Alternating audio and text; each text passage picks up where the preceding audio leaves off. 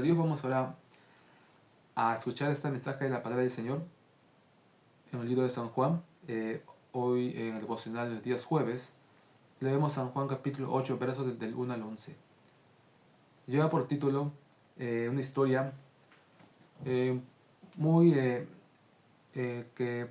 una historia en parte muy alegre, pero también que tuvo un inicio lamentable. Esta es la historia de la mujer adúltera. Vamos a leer la palabra del Señor, capítulo 8 verso 1. Leemos, amén. Y Jesús se fue al monte de los olivos, y por la mañana volvió al templo, y todo el pueblo vino a él, y sentado él les enseñaba. Entonces los escribas y los fariseos le trajeron una mujer sorprendida en adulterio, y poniéndola en medio, le dijeron: Maestro, esta mujer ha sido sorprendida en el acto mismo de adulterio. Y la ley de Moisés, en la ley, nos mandó Moisés a apedrear a tales mujeres. ¿Tú pues qué dices? Mas esto lo decían tentándole para poder acusarle. Pero Jesús, inclinado hacia el suelo, escribía en tierra con el dedo. Y como insistieran en preguntarle, se enderezó y les dijo: El que de vosotros esté sin pecado, sé el primero en arrojar la piedra contra ella. E inclinándose de nuevo hacia el suelo, siguió escribiendo en tierra. Pero ellos, al oír esto, acusados por su conciencia, salían uno a uno, comenzando desde los más viejos hasta los postreros, y quedó solo Jesús y la mujer que estaba en medio. Enderezándose Jesús, y no viendo a nadie, sino a la mujer, le dijo: Mujer, ¿dónde están los que te acusaban? Ninguno te condenó. Ella dijo: Ninguno, Señor. Entonces Jesús le dijo: Ni yo te condeno. Vete y no peques más. Amén. Padre, te damos gracias por el mensaje de tu palabra. Ayúdanos a permanecer en tus caminos, a seguir tu ejemplo, Señor, de transmitir la salvación y tu reino, Señor. Lo pedimos en el nombre de Cristo Jesús. Amén. El Señor Jesús predicaba el reino de Dios, estaba presente en los lugares principales, se encontraba de ciudad en ciudad, visitando aldeas, visitando cada localidad donde él pudiera transmitir la verdad de Jesucristo. Tenía muchos discípulos, había crecido también la envidia contra él, de parte de los fariseos, que eran los que captaban la atención del pueblo principalmente con sus enseñanzas, pero que en su mayoría y principalmente eran tradiciones de hombres.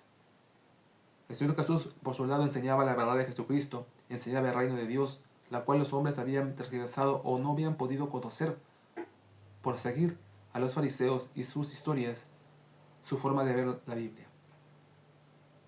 El Señor Jesús era buscado para ser entregado. Le buscaban en una palabra que dijera que estaba contra la ley, que estuviera contra la ley. Le buscaban un punto de error en su doctrina para acusarle. Pero el Señor Jesús sabía eso y evitaba esos problemas. Cuidaba lo que decía. Cuidaba cómo se iba a expresar. Es por eso que los fariseos buscaron otra forma de poder sacarlo de esta competencia a la cual ellos, se encontraban, porque ellos veían así como una competencia. Y dijeron: le vamos a acusar de un delito para que el emperador se encargue de él, para que el gobierno se encargue de él, y ya no nosotros tengamos que preocuparnos por buscarle una ley o una falta en la ley de Moisés. Entonces dijeron lo que ellos seguramente tenían como una incógnita también, ¿no?, en su propia ley: vamos a decirle si es que debe él o no aceptar la muerte de una persona que ha pecado, porque Moisés dice que debe ser apedreado, pero la ley de Roma dice que tales actos no son pecado. Un punto de inflexión, un punto en el cual debe decidir entre obedecer la ley de Dios o la de Roma. Y en ambos casos va a perder, porque si obedece la ley de Dios, los romanos le van a acusar y va a ir preso, o va a ser asesinado o crucificado, un extremo, por estar matando a una persona o haber dirigido un apedreamiento. Pero si cumple la ley de Roma, va a quedar mal ante el pueblo de Dios, ¿no?, el pueblo judío, porque va a quedar como que él tolera el pecado, no hace nada, deja. En un momento en el cual decían: si es que no cae preso, o si no cae con la ley romana, al menos caerá en la ley judía y perderá su fama. El Señor Jesús dice que entendiendo eso, entendiendo lo que ellos estaban buscando, que no era en sí preguntarle, ¿no?, sobre el caso de esta mujer, sino que en serio querían acusarle, él meditó grandemente en su respuesta. Como hijo de Dios, él ya sabía que iba esto a pasar. Él ya había orado días antes, se entiende, por este momento, para que Dios le muestre. Es más, él ya sabía qué responder. Pero aún así, necesitaba dar tiempo a las personas que le iban a oír, porque ellos tal vez no iban a entender esa respuesta. Entonces él, para darse tiempo, dice que se inclinó y comenzó a escribir con su dedo en la tierra. Una actividad que hacer cuando no tienes nada en tu mano y estás en la calle, estás en un lugar desierto. ¿Qué harías? Si quieres hacer tiempo, no puedes hacer nada. En este caso, el Señor Jesús buscó una forma que era escribir en tierra con su dedo. ¿Qué escribía? Algunos dicen los nombres de los fariseos, porque hay un texto en el Antiguo Testamento que dice que escribirás en tierra el nombre de los que serán olvidados por sus pecados. Entonces, posiblemente él escribió el nombre de ellos. Eso es solo una suposición, ya que se busca en la Biblia algún texto que hable sobre escribir en tierra. El Señor Jesús escribió en tierra, tal vez el nombre, tal vez escribió el pecado de ella, para que sea borrado, porque en tierra se borra con el viento. ¿Qué escribía? Tal vez una oración al Señor, tal vez escribió que sea condenada. Posiblemente escribió eso, que sea condenada, porque él tenía que cumplir la ley de Dios. Pero lo escribió en arena, en tierra, para que se borre con el viento, para que luego él pueda decir al mismo tiempo que sea perdonada. Estoy suponiendo, pero es lo más cercano a lo que uno puede entender que fue lo que Dios hizo. ¿Por qué? Porque el Señor Jesús siempre buscó cumplir con ambas cosas, con la ley de Moisés y con la ley de Dios del reino de los cielos, del Nuevo Testamento. Entonces, lo que pudo haber pasado, que es una explicación aún que yo propongo mucho más exacta, y usted que lo escucha, que conoce la Biblia, lo va a tomar como válida, es que él escribió en tierra la respuesta a la pregunta si debía ser condenada o no la mujer como afirmativo, que debía ser condenada, porque él cumplía la ley de Moisés. Pero lo hizo tal vez en un idioma que ellos no entendían, o lo escribió al revés.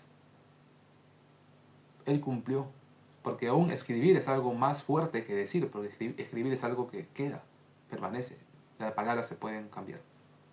Pero luego, tal vez esperó que el viento lo borre, o él mismo lo borró, y se paró, y ahora dijo con respecto a al Nuevo Testamento, ya que era como un simbolismo de que se está borrando el pecado. Es una suposición, pero es válido asumir que escribió eso. Luego él responde, dice, ¿no? El que está libre de pecado de ustedes, sea el que arroje la primera piedra. Y dice que volvió a inclinarse a escribir más. La respuesta que dio el Señor Jesús no fue, a menos la pública, no fue ni sí ni no. Simplemente fue, si alguno de ustedes cree que es santo y que no merece ser apedreado también por un pecado de su pasado, sea el que cumple la ley de Moisés que dice que, ¿no?, que debe arrojar la primera piedra. Normalmente deben ser los testigos, los que estuvieron presentes en el acto de pecado, son los que arrojan la primera piedra. Entonces esto, ellos se entiende que tuvieron temor porque Jesús era profeta.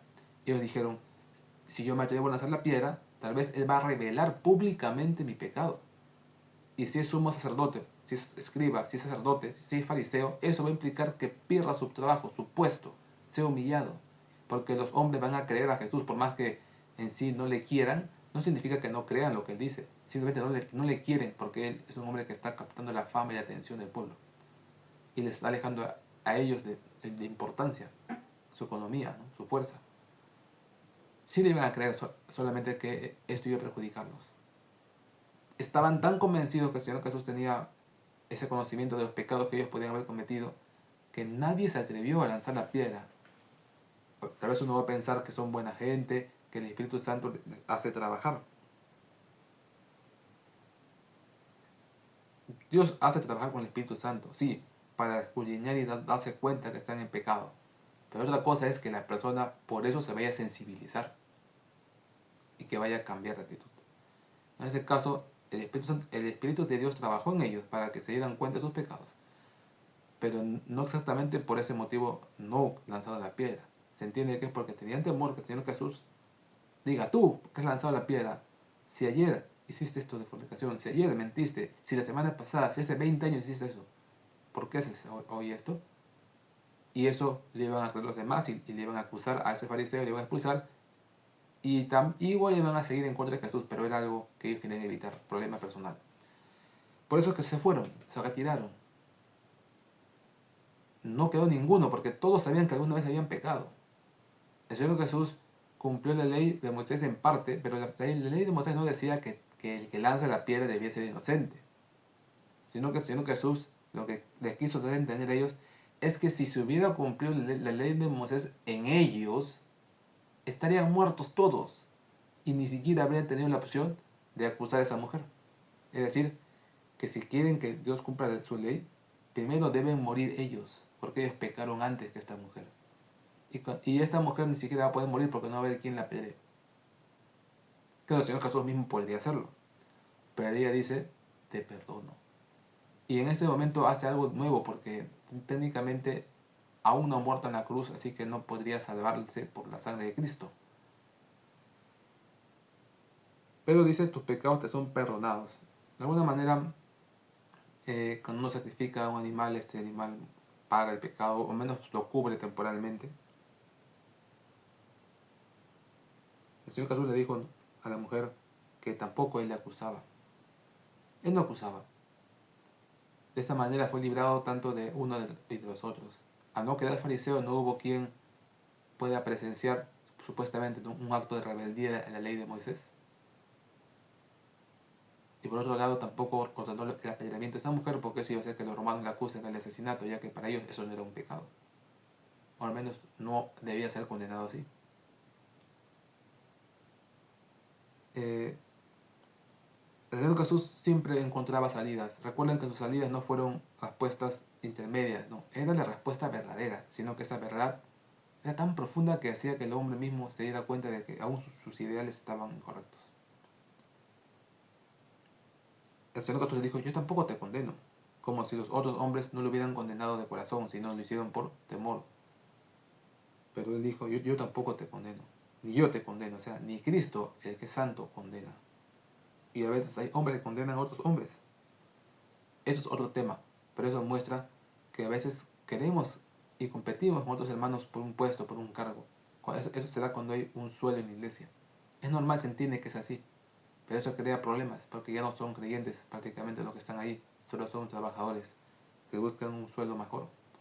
Eso trae desgracia a una iglesia, a una denominación, porque ya no buscan la obra de Dios, buscan su propio interés.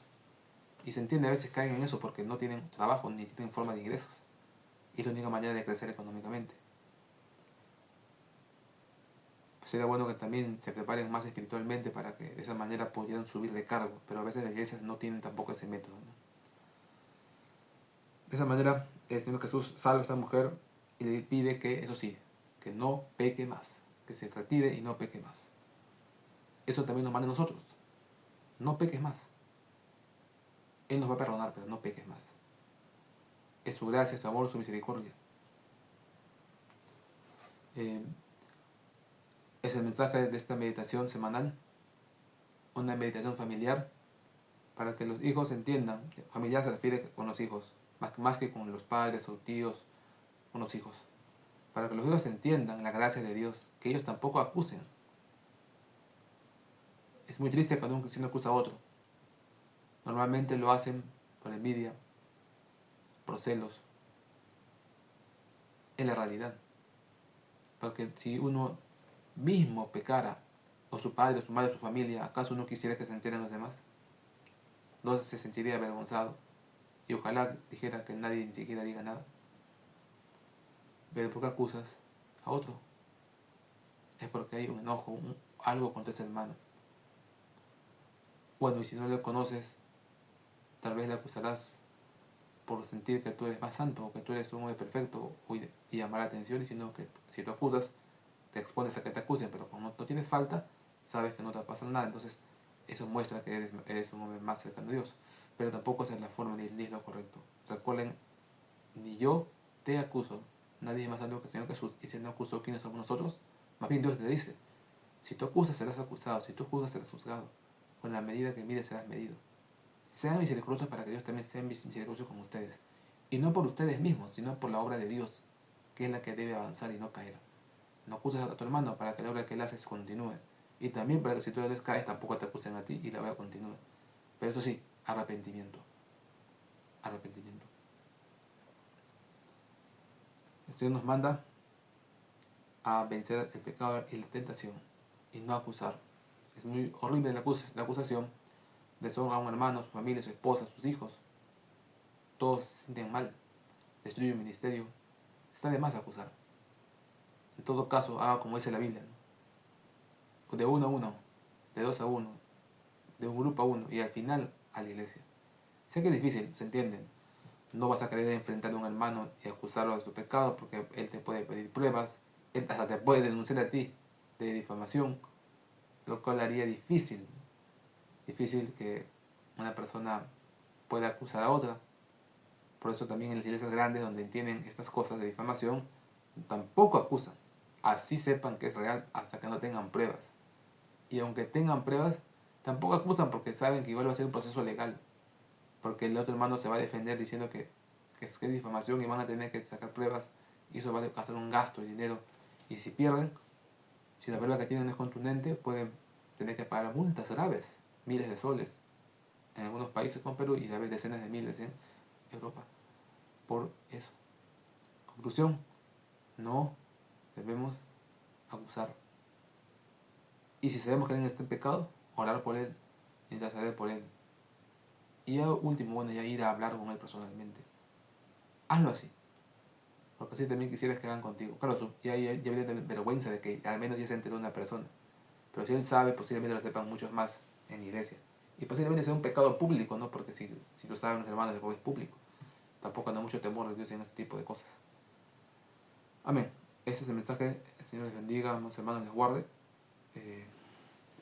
Sigamos sirviendo al Señor, animando a los hermanos, predicando de Cristo y siendo ejemplo de los hijos. Y ahí quiero enfatizar un detalle. A veces se pasa uno por alto, ¿no? Pero recuerda que los hijos están al tanto de todo, hasta de cómo uno viste. Y lo digo por usted y su familia, no lo digo por otras personas. Su hijo ve a usted y a su esposa, a sus hijos. Su hijo ve a ustedes, padres, cómo visten. Cómo visten en un devocional. Cómo visten cuando van a la iglesia. Ellos pueden ver hipocresía si usted no tiene una concordancia. Porque ellos no van a entender que es que estoy apurado o que es que estoy, ¿no? Que me va a costar dinero lavar mi ropa si la ensucio, o que se va a envejecer más rápido si la uso más seguido, ¿no? O que el detergente, o que el agua, que no puedo lavar poca ropa, debo esperar que se acumule, no. Ellos simplemente van a decir, mi padre no tiene reverencia en el culto porque miren cómo está vestido y así hace un devocional, y así hace un tal. Se entiende en muchos casos. Pero si el hijo sabe que usted tiene algo mejor, él va a querer que vista así. Y por último, queda en el subconsciente del niño todas esas cosas, porque él sabe que usted puede vestir mejor, pero no lo está haciendo. En su casa me refiero, no en otras partes. Cuando haga su devocional, honra al Señor, aún con su forma de vestir, muy sino peinado, o si es posible, lo más limpio posible. Eso también ven los hijos. Sobre todo si es un devocional una vez a la semana, ¿no? Claro, si fuera un devocional diario, ¿no? Un devocional más seguido, personal podría ser, pero si es familiar, no. Porque ahí usted está haciendo un pequeño culto. Y por más pequeño que sea, debe dar ejemplo y más aún a sus hijos. Porque eso trae cierto resentimiento de los hijos contra los padres porque no ven coherencia. Usted no va a estar haciendo su devocional como un pueblo de la U. ¿Qué es eso? Eso es totalmente incorrecto. O con un polo con un dibujo acá, ¿no? De un dibujo animado. Eso no se puede. Más aún si eres el padre, el ejemplo. Son cosas que uno dice, son secundarias. Mi hijo no se da cuenta. Sí se da cuenta. Y él duda y dice, mi padre con un polo así leía la Biblia. Que él no se da cuenta que eso es contra la Biblia y lo tiene en su delante. Eso queda en su subconsciente. Dice, no hay santidad. Tal vez es solamente una religiosidad. Y uno no se da cuenta. lamentablemente la vestimenta en la casa es uno de los principales factores que el niño ve. Es que él no puede ver su interior, él no puede ver su corazón, de cómo está en ese momento. Él a veces solo ve lo exterior, porque a veces eso es lo que juzgamos, como dicen, ¿no? Es lo que juzgamos. Por eso recomiendo, al menos se esfuercen en su casa por vestir. Y ojo, sí, y eso es en el devocional, pero en el resto del tiempo también hay que cuidar la presencia, porque aunque estemos en casa, para nuestros hijos seguimos siendo sus padres, sus ejemplos. Esfuércese en hacerlo así. Es un área, sé que hay muchas áreas diversas que mejorar, pero al menos hay que conocerlas para mejorar. Si no, ¿cuándo será? Y es difícil, es duro, pero así uno va avanzando. Hay que cuidar, como dicen, todas las áreas del testimonio de un creyente. Eso es un problema, pero para eso es el devocional familiar, para que nos dé ese impulso, para que sus hijos tengan esa firmeza de lo que usted hace. Y debe coincidir lo que usted enseña con su ejemplo, con su forma de vivir en su casa, en todo momento, en su trabajo, en su estudio, ¿no? En lo que usted haga. Y así se van dando siempre unos temas, detalles de uno tiene que mejorar. Hágalo porque usted cosechará lo que siembra. Y nunca hay excusa, porque simplemente dice la Biblia, lo que siembras cosecharás. Uno mismo se perjudica, uno mismo lleva los resultados buenos o malos, pero Dios nos manda siempre a llevar los mejores. Y nunca no tome nada personal, tómelo siempre como de Dios, porque el que le habla tampoco no es un hombre, un hermano que ha sido creyente hace unos 5 años, hace 6 años, ¿no? Tengo ya cerca de 28 años como creyente oficialmente, pero en realidad, claro, ¿no? Una iglesia tiene también años leyendo la Biblia, escudriñando, viendo un testimonio de los pastores, de mis hermanos. Y eso me da autoridad aún de lejos. Como dice alguien por ahí, ¿quién te da la autoridad? ¿El seminario o el Espíritu Santo? Y ahí siempre de ambos lados. Porque muchos a veces tienen el Espíritu Santo y predican bien, pero dicen, no hermano, pues usted no está en el seminario, usted no tiene autoridad. Y viceversa, también hay los que tienen seminario y tienen estudios bíblicos, pero no tienen el Espíritu Santo, porque no buscan de Dios. Lo han hecho más algo como un negocio, en otros casos lo ven como simplemente como un desarrollo personal. Y predican bien muchas veces, porque es algo natural, ¿no? Hasta un buen ingeniero podría dar una exposición sin tener el Espíritu Santo, son mundos diferentes. Lo mejor es tener ambos, el Espíritu Santo y el estudio. Y el estudio, yo pregunté a un hermano, así, un pastor, ¿no? Siempre, hermano, usted, en realidad usted sé que usted está de acuerdo con que vayan al seminario, pero la pregunta era clara, exactamente cuál es el principal beneficio o lo que cambia a una persona cuando va al seminario o cuando no va, como para entender cuál es la parte principal, ¿no? Pues todo tiene una razón principal en sí, si no, no se haría. Sería solo un acto religioso o un acto simbólico pasar por un seminario. Entonces me decía, bueno, en realidad él me dice, no es tanto que querramos que vayas a un seminario para que sepas la Biblia, es porque en el seminario dice más bien vas a aprender cómo estudiar la Biblia y vas a aprender liderazgo y vas a tener esa postura, esa conducta como de un pastor. Es decir, va a cambiar tu conducta a través del hermano sencillo a un líder, un hombre que se puede decir, ¿no? Un hombre que es con autoridad. Vas a aprender a hablar, a expresarte, mover las manos, la voz, la entonación y estudiar tu Biblia. Entonces él veía de esa manera el seminario.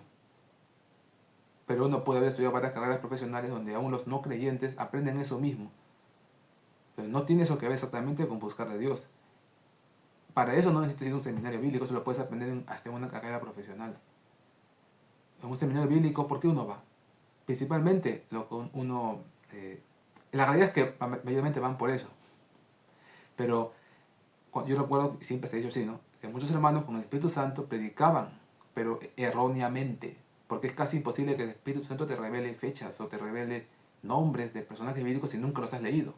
Entonces ellos dicen que muchas veces en su espiritualidad, tal vez bien, pero confundían nombres, historias bíblicas, las entrelazaban porque no habían leído la Biblia antes o no la habían estudiado con profundidad o al menos caían en errores doctrinales.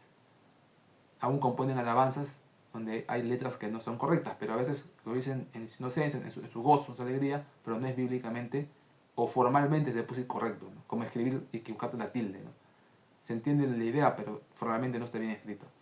Eso es la razón principal por la que va por un seminario uno va, o por ambas, pero para diferenciar la educación cristiana de la secular, porque en ambas vas a aprender liderazgo, capacidad, oratoria, pero en el seminario bíblico aprenderás cómo estudiar la Biblia y entenderla. Pero yo le digo, usted cree que estudiando una hora o unas horas a la semana, así sea por 3 años, va a aprender usted una gran profundidad, comparado con los que estudian una carrera universitaria prácticamente 4 o 5 horas diarias, más las que repasan. Prácticamente esos jóvenes saben demasiadas ciencias comparados con lo que sabría un hombre que va a, a un seminario bíblico. Por eso también se crearon los universidades bíblicas, donde el estudio era más profundo en el sentido de que eran más cursos y era de lunes a viernes, pero eso ya implicaba un joven, ¿no? Un hombre ya, como dicen, ¿no? Que ya se dedica un poco más, porque eso ya no es para alguien que trabaja. Es una dedicación, ya es algo que discrimina prácticamente a un creyente que tiene familia, hijos, ¿no? Ellos ya no podrían ir a ese tipo de educación, sería para sus hijos más bien. Y eso, si sus hijos deciden también dedicarse a eso, porque es un estudio prácticamente completo, aparte de los costos. Entonces, bueno, en mi caso yo sé que aún no... Yo quería ir a un seminario, claro, y podía haberlo hecho hace mucho tiempo, pero recibí indicaciones de que era mejor aún no hacerlo. No obstante, sé que cuando hablo no cometo error doctrinal porque he leído la Biblia completamente. No es que yo he leído porque 100 veces he estado en un culto o 10.000 veces he ido a un culto y por lo tanto, por probabilidades, al menos haber leído casi todos los libros. No, he leído en orden. Génesis, completamente, verso por verso, analizando, cuidando, orando en la lectura bíblica, escudriñando. Me he leído rápido, santificándome antes de leer la Biblia, como si fuera algo, se puede decir como si cada vez que leo hiciera un devocional. Y así he leído la Biblia, buscando entender, y así he avanzado, verso a verso, hasta terminar la Biblia una vez, 2 veces, 3, 5, 7, 8 veces. Claro, aparte uno lee también, ¿no? Solo el libro de San Juan, solo los Salmos, solo los Proverbios, ya a veces al año, varias veces, ¿no? Como algo, a veces una lectura rápida, informativa, pero es importante, a veces también el pastor pide que lean el libro de Ruth, o sea, esos son adicionales. Y eso me permite conocer toda la historia bíblica. Y al leerlo constantemente, si es que algo se me olvida, ya lo voy recordando. Usted a mí no me va a venir con una historia que no es bíblica, porque yo he leído la Biblia. Inmediatamente me doy cuenta, eso no está en la Biblia. Eso que usted menciona no está. A veces puede pasar, a veces uno confunde, pero en mi caso no es posible. Y me gozo de poder tener ese discernimiento porque qué triste es que alguien le cuente una historia supuestamente bíblica y no pueda decir si es verdad o no, porque no ha leído la Biblia. Porque puede que te cuenten, y el rey Manasés ordenó hacer esto, así dice Primera de Reyes, y uno qué va a decir si no ha leído ese libro, ¿no? Y si lo ha leído no recuerda. Es lamentable. Pero se entiende, ¿no? Que no todos pueden leer la Biblia, demandan cierta dedicación de tiempo, pero hablamos de años. ¿Cuántos años usted ya de creyente y eso no ha leído la Biblia?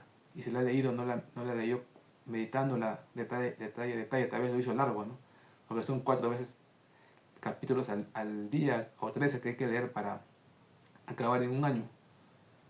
Pero a veces puede tomar, no importa, 2 años, 3 años.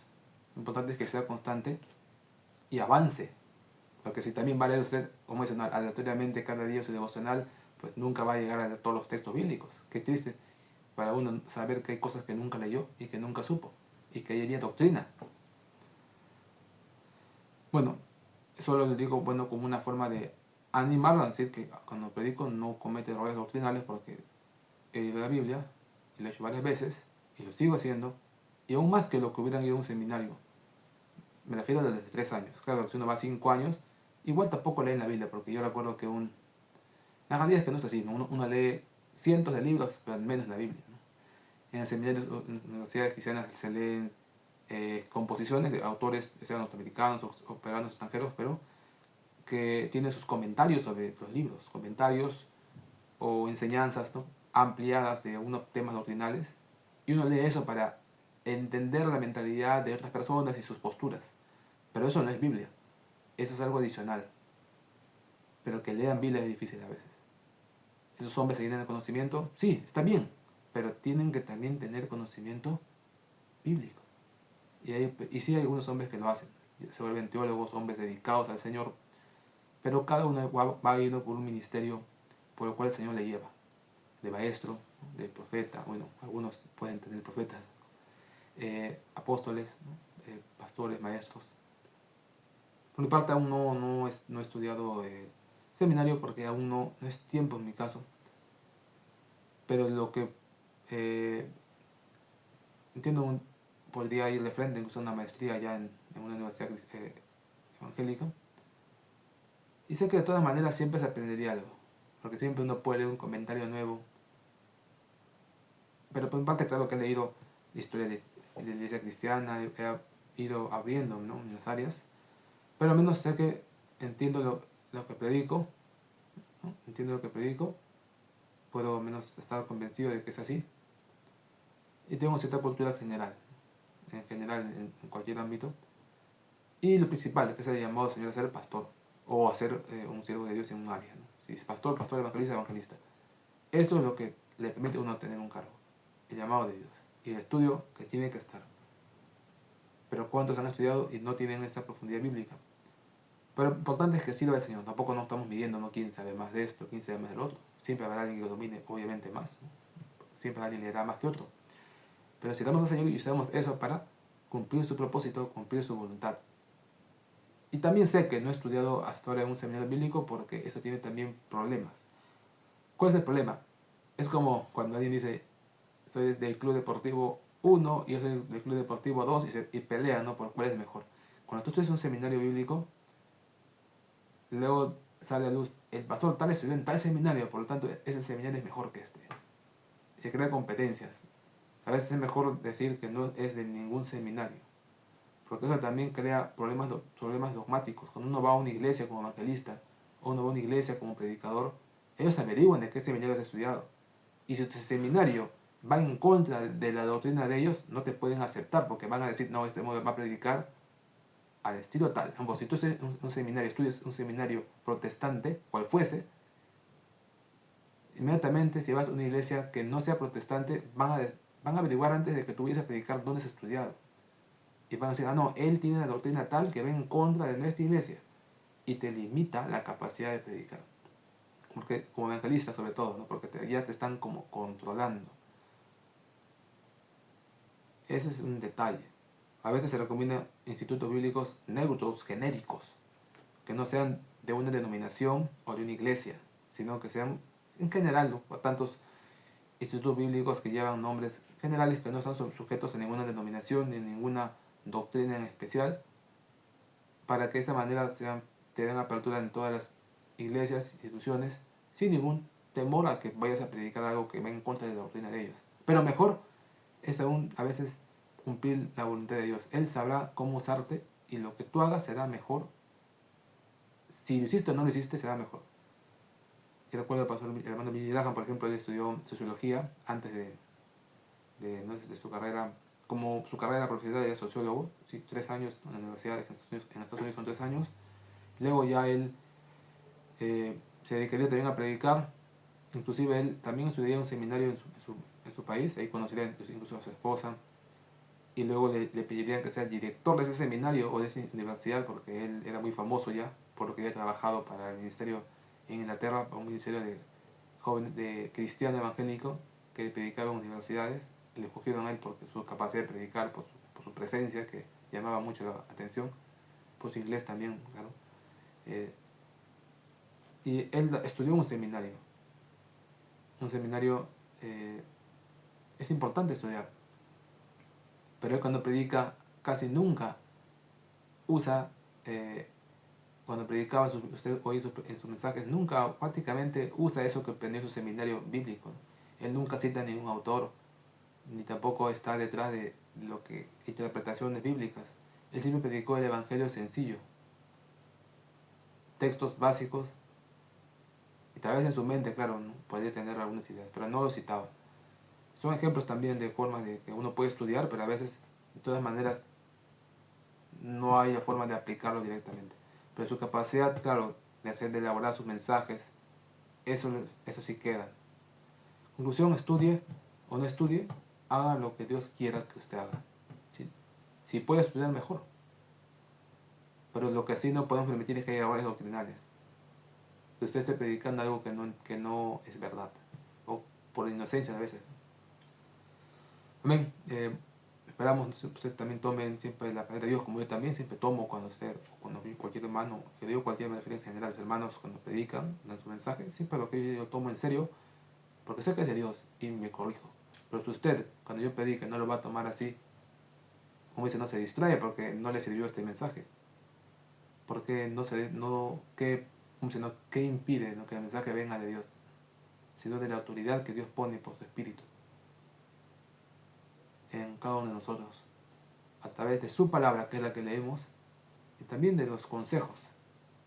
Y si alguien recibe autoridad de pastor, como en mi caso en la iglesia en la que Cristo vive, recibí esa autoridad, no es como si algo de hombre, es algo que viene de Dios, que implica que en mí, algo como el pastor ve, hay cierta, como diciendo, presencia del Espíritu Santo, cierta manifestación de la obra de Dios, de los frutos del Espíritu Santo, que por lo tanto, al menos se sabe que no voy a decir cuando predique un mensaje, no algo incorrecto, contra la doctrina del Señor. Y claro que mis consejos también serán importantes, y deben ser idealmente cumplidos para que usted tenga la bendición de Dios, como yo también, cada vez que oigo un mensaje de los hermanos y escucho algún consejo, más aún si es bíblico directamente, lo tomo, siempre lo tomo. Nunca digo no se puede, o esto no quiero, o eso no es para mí. Tómelo, corrija su vestimenta en sus devocionales, en sus momentos espirituales, no por usted, sino por sus hijos, y no por Dios, porque Dios, como dice usted, no, Él no ve la ropa, sus hijos la ven. Y sobre todo con nuestros pueblos con dibujos, cosas que van en contra de la Biblia, se entiende por qué se usan. Y sé que es algo secundario, pero usted tampoco ya no es alguien que ya está iniciándose en las cosas de Dios. Sus hijos también ya están creciendo, entonces hay cierta madurez, entonces ellos ya ven más, ¿no? Es como si al inicio puede ser que no importe, pero ya después sí importa. Son detalles que se van puliendo cuando uno va avanzando en las cosas de Dios. Y se seguirán puliendo más cosas, pero si no queremos ser pulidos, ¿cómo avanzaremos? Y Dios proveerá. Si algo está mal en mí, lo quito, pero sé que Dios me dará algo mejor. Así que no se sienta mal, bien alégrese, porque Dios le va a proveer más, algo mucho mejor. Es así, es así. A veces, por ejemplo, acá también, acá en Alemania, por ejemplo, la semana pasada, esta semana en Alemania, en Europa, hasta el lunes se llama el lunes de Pascua. El día después de la resurrección, así se llama. Acá es muy común el paganismo en relación a la Pascua, en el sentido de que acá la Pascua tiene doble significado. Uno es la ceremonia de recordar la muerte del Señor Jesús y vida, pero también la Pascua significa la fiesta pagana de la primavera, que se simboliza con el conejo y con los huevos de Pascua, que también se da a la vez, al mismo tiempo, paralelos. En las iglesias, aún cristianas, también a los niños de escuela dominical les hacen hacer sus huevos de Pascua y sus decoraciones. Y en los pueblos es indiferente, dicen felices Pascuas, pero no se sabe a qué, a las cristianas o a las paganas, porque al final tiene el mismo nombre. Y se mezcla, pero por ejemplo un ejemplo, ¿no? Ejemplo de cómo sería vencer esa tentación. Por ejemplo, yo también, acá en la universidad también se ha celebrado, algo pequeño, ¿no? Pero ese concurso de los huevos de Pascua, ¿no? Que te esconden huevos de un sol, 2 soles de chocolate, ¿no? Huecos por dentro, chocolate por fuera, huecos, no pesan casi nada. Y la teoría, ellos se esconden los huevos pueden tener chocolates grandes en forma de oveja o de conejo, porque aquí también la oveja sí está bien clara que es la Pascua, pero también el conejo. Y lo esconden, pero muy bien escondidos. No es un escondite así simple que voy, ahí veo, no. Uno ve el pasto, no hay nada. Y aparte, el pasto acá no es como en Lima, no plano, ¿no? Aquí el pasto es como estar en pleno campo, no hay subida, bajada, pendiente, árboles, hierbas, o sea, es como encontrar un sol en el campo. O sea, ¿qué vas a encontrar una moneda, un sol? Se ve enterrado por ahí. Acá también así hacen, se esconden los huevos así. Y es difícil de encontrar. Pero ahí bueno, la idea es que como sea, pues te esfuerzas, ¿no? Como si fueras prácticamente un animal, vas a tener que sacar con tu mano todo lo que encuentres dentro del pasto, debajo de una rama, debajo de una hoja, hasta que encuentres, ¿no? Y el premio es que te llevas el huevo que quiere chocolate, ¿no? Y le dan a los niños su premio, se llama el diploma del conejo buscador. Y en Alemania hay la costumbre de que cuando dan un premio, se da a todos.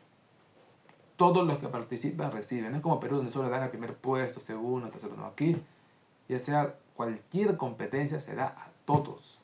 Si son 20, te dan el diploma al 20º lugar, al 10º lugar. O sea, van pasando todos los puestos hasta llegar al primero. Cantidad de medallas, cantidad de diplomas. Esa es la diferencia. En Alemania son más igualitarios. Todos siempre ganan. Y todos se van premiados, todos tienen siempre algo. Por participar ya tienes algo. Y bueno, a todos le dan su diploma de conejo buscador, en este caso, ¿no? De buscador de huevos. Pero como creyentes, obviamente uno no puede comer esas cosas porque es como que no es que estén estrictamente dedicados a ídolos, pero hay que evitarlo, ¿no? Hay que dar buen testimonio. Entonces, no debe uno comer esos huevos, ¿no? Uno puede, inclusive te regalan en las casas, te dejan unos huevitos de chocolate. En la misma universidad, algunos partes donde ya te dejan, pero uno no debe comerlo. Sé que uno puede comerlo, pedir perdón, no pasa nada.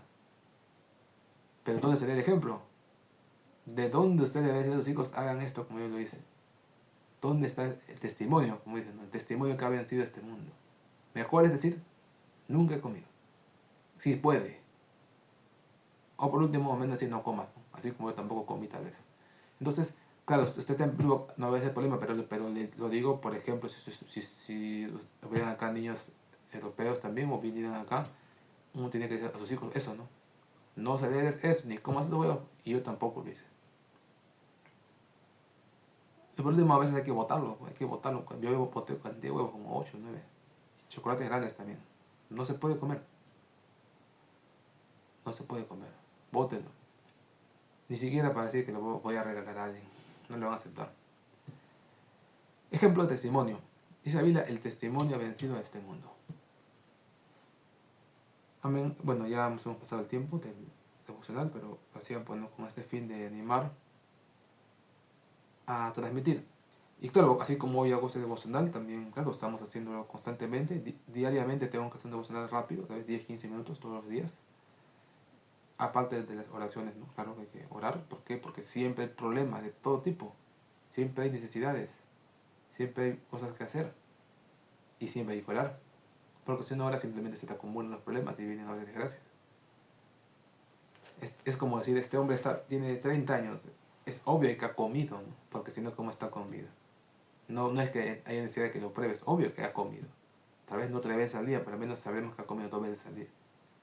Pero si lo vemos fuerte, si lo vemos levantando pesos, este hombre al menos come 3 veces al día. No tiene que decírtelo. Lo ves por lo que hace. Es obvio que tiene que comer. Por sus frutos. No hay manera. Así también es la parte espiritual. No hay manera que un hombre tenga Espíritu Santo si no ora, si no lee la Biblia. No es que te tenga que decir yo leo la Biblia y yo oro. Porque tiene el Espíritu Santo, tú debes entender que es así. No crean que es una cobertura que viene y no tienes que hacer nada. O sea, ya tienes el Espíritu Santo y no importa si no oras, si no lees la Biblia, ya lo tienes. Y solamente tienes que ir y hablar y sale. No. Recuerden que vimos en Jesucristo, oraba, ayunaba, pedía dirección de Dios.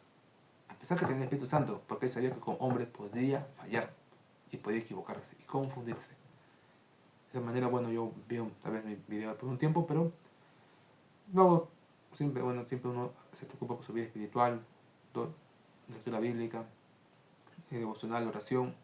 Siempre estará presente, hermanos. La oración siempre es importante porque es como comer. Si no comes te debilitas y te mueres. Si no oras, los problemas se acumulan, vienen desgracias y uno más bien pierde tiempo solucionando esos problemas que no debieron pasar. Que solamente la oración, que a veces es un mínimo comparado con lo que uno ahorra en tiempo. Y estoy hablando de una parte de eficiencia, ni siquiera estoy hablando de la parte espiritual que ya se subentiende, ¿no? Que orar fortalece el alma, el espíritu, es algo que a Dios le agrada. Sino que lo voy de la parte de eficiencia porque muchas veces muchos no oran porque dicen, no, es que si oro, el tiempo que me consume ahora me hace perder mi tiempo de otras actividades que pueda hacer. Es cierto, pero cuando uno ora, con fe, con seguridad, lo que pide, que el Espíritu Santo, más bien es al revés. tal vez pierdas 15 minutos o media hora al día, pero lo que ahorras en problemas que ya no te vienen o que solucionas más rápido es demasiado. Tal vez serán 2 horas diarias que te ahorras por media hora de oración. Y a la larga, con los problemas que ya no tienes, son meses y años que te ahorras. Al final, conviene. Y por eso no se puede dejar de hacer. Y aunque quieras, igual lo vas a hacer. Porque si no lo hago, me va peor en la vida. Me vienen problemas que nunca me habían venido antes. Orar siempre es bueno. Así que no rehuya de orar, hermano. Si usted dice que no, es que orar no me da tiempo, está bien. Por eso estás teniendo problemas, pues porque no oras. Es lamentable. Yo tampoco no puedo tampoco decir acusarlo. No, porque usted hermano no ora. No, es lamentable, es triste. Es muy lamentable. Mucha desgracia viene ahí. Uno tiene que apoyarlo a usted orando también por usted, orando para que Dios le fortalezca, le libre, le ayude, ¿no? Es lo que usted hace.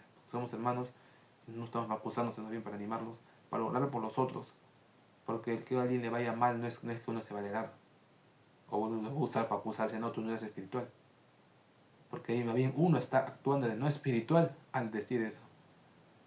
Más bien uno debe mostrar la espiritualidad con la oración y el amor a su hermano, y el ánimo a que siga permaneciendo constantemente en las cosas de Dios. Y orar también por los que se alejan. Lo importante es que usted cumpla el propósito de Dios. Uno puede estar en Perú, puede estar en otro país, pero si uno sabe que está cumpliendo el propósito de Dios, tiene la paz de Dios. Yo también podía haberme ido hace 10 años de Perú, hace 5 años, pero el Señor entendía que era mejor no, aún. Y ya cuando pasa el tiempo, uno ya va avanzando, ¿no? en tantas áreas. Y bueno, ya Dios decide que ya es tiempo, que es momento de irse, pero es solamente un aprendizaje.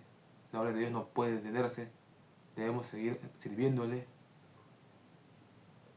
debemos seguir en la iglesia, y sé que en su tiempo el Señor siempre mostrará sus objetivos, sus razones, por qué es mejor el uno con el otro. Si usted, como dice, ¿no?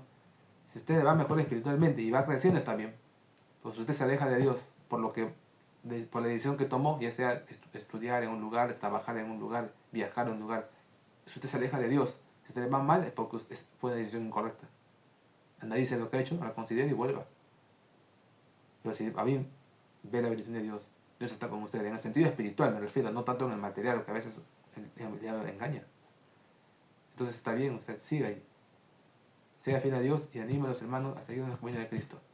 Así también yo, bueno, siempre intento animar, y por mí yo grabaría todos mis devocionales y me haría mis videos, pero sé que también usted también tiene sus ocupaciones y no lo va a ver, ¿no? Por eso tampoco no hay necesidad de enviar, pero los puedo subir a YouTube para que queden ahí registrados para, bueno, un recuerdo, ¿no? Por otros tiempos se puedan ver, se puedan grabar y también se puedan recordar. Siempre me ha gustado predicar y transmitir, bueno, la palabra del Señor tal como es. No soy de citar autores porque tampoco, claro, eso implicaría ya más que un estudio bíblico, eso implica aumentar, ¿no? Pero se puede hacer, siempre, y si uno lo puede hacer mejor, en las prédicas sobre todo, uno quiere impactar, ¿no? Amén. Menos hermanos, Dios les bendiga, pues todavía vamos a hablar. Señor Dios, te damos gracias por este tiempo devocional. Ayúdanos, Señor, a servirte, a predicar, a hacer tu obra, a mantenernos, Señor, en tus caminos, con ese sentir, Señor, que te agrada. A no juzgar, Señor Dios, sino bien buscar la restauración de tus hijos, de tus hermanos que hubieran caído en un pecado, una falta. Ayúdanos, Señor Dios, así a meditar en tu palabra. Te alabamos, Señor Dios, y le pedimos en el nombre del Señor Jesús. Amén. Amén. Si usted puede ofrendar, también ofrende. Y bueno, nos estamos despidiendo, hermano. Dios le bendiga. Saluda al pastor Israel Pérez desde, bueno, en alguno donde no se encuentre, además está. Lo importante es que estamos sirviendo al Señor. Dios le bendiga, hermano. Cristo vive. Amén.